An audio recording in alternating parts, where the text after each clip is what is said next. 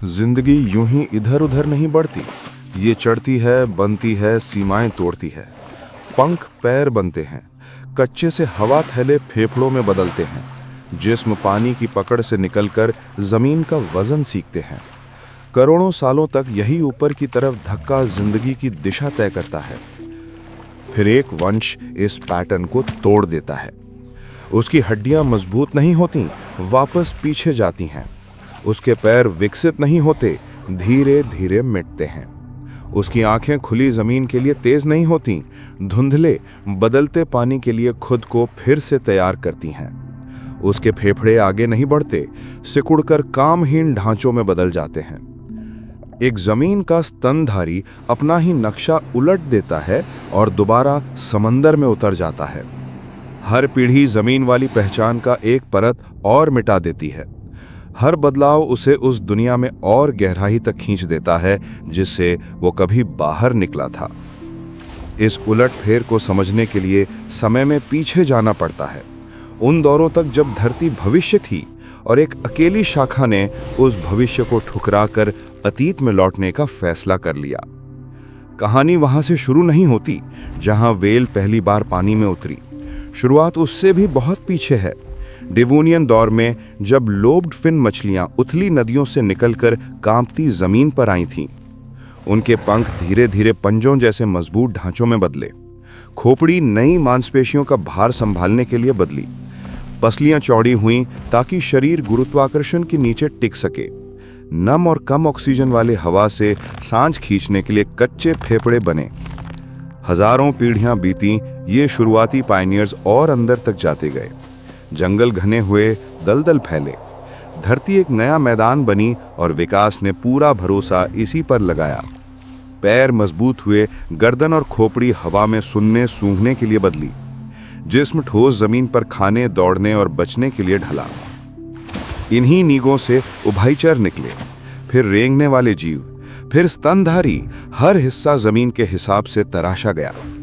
रीढ़ से लेकर दांतों तक, नसों से लेकर फेफड़ों तक, हर चीज पानी से दूरी का ऐलान थी। विकास का यह पूरा सफर एक दिशा में जा रहा था, समंदर से बचकर धरती पर जीना। किसी भी ढांचे, किसी भी सिस्टम, किसी भी बदलाव में ऐसा कुछ नहीं था जो बताता कि एक वंश एक दिन इस पूरी जीत को उलट देगा और दोबारा उसी दुनिया में लौटेगा जिसे पीछे छोड़ना कभी विकास की सबसे बड़ी कामयाबी माना गया था। जैसे जैसे महाद्वीप टूटे, मौसम बदले और धरती की सतह नए रूप बनाती रही, वैसे वैसे जानवरों के लिए मौके भी बदले। दलदल सूखे, घास के मैदान उभरे, तटरेखाएं ऊपर नीचे होती रहीं। नदियां गहरी खाइयां काटकर बहने लगीं। इन बदलते हालात में कुछ स्तनधारी पानी के किनारों पर शिकार करते दिखे। शिकार ज्वारीय कीचड़, मैंग्रोवों और उथले खारे पानी में छुपता था, इसलिए पीछा करना जरूरी था। पानी में उनका हर कदम एक नई रुकावट लाता। भारी जमीनी पैर लहरों में फंसते, हवा पर निर्भर सांसें हर लंबी दुबकी को तोड़ती। बहाव के दबाव के सामने जमीन वाले मांसपेशी ढांचे बेकार पड़ते। फिर भी खाने की भरमार उन्हें वापस पानी खींचती रही। ये वापसी धीमी थी, लेकिन लगातार। पीढ़ियों में बदलाव गहरा होता गया। टखने ढीले हुए ताकि पैर तलवार की नहीं, पट्टों की तरह चले। पूंछ में ताकत आई ताकि धक्का दे सके। नथने ऊपर की ओर खिसके ताकि सतह पर आते ही सांस ली जा सके। मांसपेशियां दुबकियों के लिए दोबारा संगठित हुईं। जो शुरू में बस मौका था, वो धीरे धीरे आदत बना। आदत जरूरत बनी, जरूरत का ढांचा बदला और ढांचा पूरी जिंदगी को नए माहौल से बांध गया। जब इनके वंशज आधी जिंदगी पानी में काटने लगे, दिशा पूरी तरह पलट गई। अब जमीन उन्हें आकार नहीं दे रही थी, समंदर दे रहा था। फिर वो मोड़ आया जिसने इस पूरी दिशा को हमेशा के लिए बदल दिया। तट वाले इलाकों में जिंदा रहने के नियम बदल चुके थे। अब ताकत नहीं, रफ्तार काम आती थी।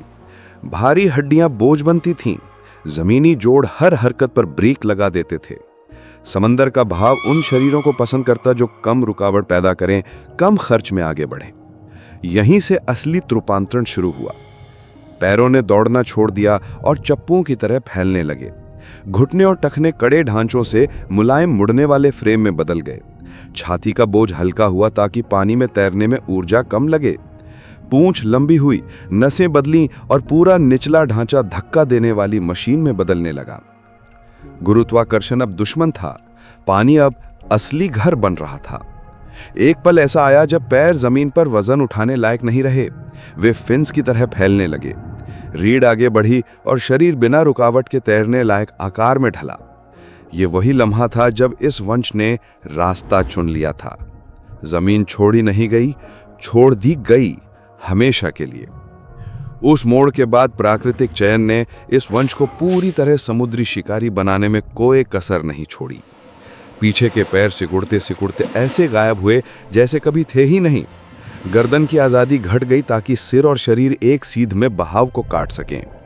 खोपड़ी आगे की ओर खींची, जबड़ों की दिशा बदली ताकि तेज तैरते हुए भी शिकार पर पकड़ कमजोर न पड़े।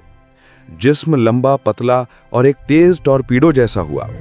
छाती के अंदर अंग अपनी पुरानी जगहों से हटकर नए क्रम में सेट हुए ताकि गहराई का दबाव झेल सकें। दिल और फेफड़ों ने नई रणनीतियां सीखीं, कम धड़कन, लंबी सांस रोकने की क्षमता और खून में ऑक्सीजन का ज्यादा भंडारण। इस प्रक्रिया ने एम्ब्यूलोसेटस जैसे 4 पैर वाले तैरने वाले रूपों को जन्म दिया। फिर रोडोसेटस जैसे आधे नदी आधे समंदर वाले शिकारी आए और अंत में बेसिलोसेटस जैसा पूरी तरह समुद्री विशाल शरीर जो जमीन की किसी भी याद से दूर था। हर नया रूप पिछले से ज्यादा समुद्री था। जमीन वाला ब्लूप्रिंट धीरे धीरे अपना महत्व खोता गया, एक ऐसे ढांचे की तरह जो किसी और दुनिया के लिए बनाया गया हो। विकास अब आगे नहीं बढ़ रहा था, वो खुद को नई दुनिया के हिसाब से फिर से लिख रहा था। आज की आधुनिक वेलें उस उल्टी यात्रा का पूरा और आखिरी रूप है। उनका शरीर अब किसी भी तरह से जमीन वाले पुरखों से नहीं मिलता।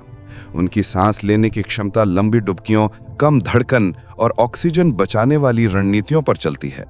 उनकी आवाजें पानी में हजारों किलोमीटर तक पहुंचती हैं, जहां हवा में यह कभी संभव नहीं था। उनकी दिशा ज्ञान प्रणाली सिर्फ आंखों पर नहीं, पूरे शरीर में फैली ध्वनि की गूंज पर चलती है। ये सिर्फ तैरना नहीं है, ये एक पूरा नेविगेशन सिस्टम है।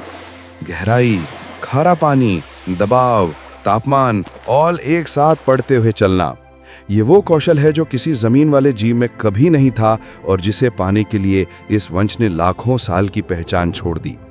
उनकी हड्डियां हल्की और मुड़ी हुई, उनके फिन्स हाथों जैसे नहीं बल्कि पानी को काटने वाली पंखों की तरह हैं। उनकी रीढ़ लहरों की तरह चलती है ताकि हर धक्का तेज और सटीक लगे। जो जानवर कभी मिट्टी पर चलता था अब महासागर की गहराइयों का शासक है। यह परिवर्तन सीधा नहीं था, यह एक उल्टी दिशा में गया हुआ सफर था, जहां पुराना छोड़कर नया नहीं बना बल्कि पुराना मिटाकर बिल्कुल नई दुनिया अपनाई गई। इन वेलों में आप विकास का सबसे बड़ा सच देख सकते हैं। दिशा स्थायी नहीं होती, सिर्फ जरूरत स्थायी होती है। लेकिन इस उलट सफर से बना ये परफेक्ट समुद्री शरीर आज नए दबावों में फंस रहा है। समुद्र का शोर उनकी दूर तक जाने वाली आवाजों को तोड़ देता है, वो आवाजें जिनसे वे हजारों किलोमीटर दूर अपने साथी ढूंढते हैं, रास्ते पहचानते हैं, बच्चों को बुलाते हैं। पानी का बढ़ता तापमान उनकी पीढ़ियों पुराने प्रवास रूट बदल देता है। खाना जिन इलाकों में था वही इलाके प्लास्टिक, केमिकल और जहरीले कचरे से भर रहे हैं। वे जितने खास बने उतने ही निर्भर भी। उनकी ताकत भी उनका जोखिम बन गई, क्योंकि ये शरीर सिर्फ स्थिर, शांत, साफ समुद्र पर टिक सकता है। जमीन पर लौटने का कोई रास्ता न बचा। ये वंश अब समुद्र की हर हलचल, हर बदलाव, हर असंतुलन के साथ डगमगा सकता है। विकास ने इन्हें समुद्र का मास्टर बनाया था। मौसम, शोर और प्रदूषण उन्हें उसी समुद्र में कमजोर कर रहे हैं। इस वंश की पूरी यात्रा एक बात साफ करती है, विकास किसी दिशा का कैदी नहीं है। यह सीधी रेखा नहीं है, कोई ऊपर जाती सीढ़ी नहीं, कोई तय मंजिल नहीं। ये सिर्फ दबाव का जवाब है। जहां माहौल बदलता है वहां रास्ता भी बदलता है, कभी आगे, कभी पीछे, कभी बिल्कुल नई दिशा में।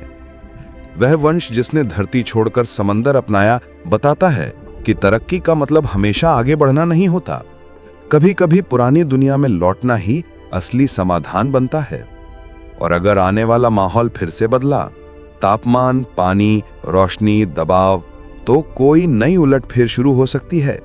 किसी नई शाखा में, किसी नए रूप में, किसी हटे कटे रास्ते पर। विकास के पास कोई तय नक्शा नहीं।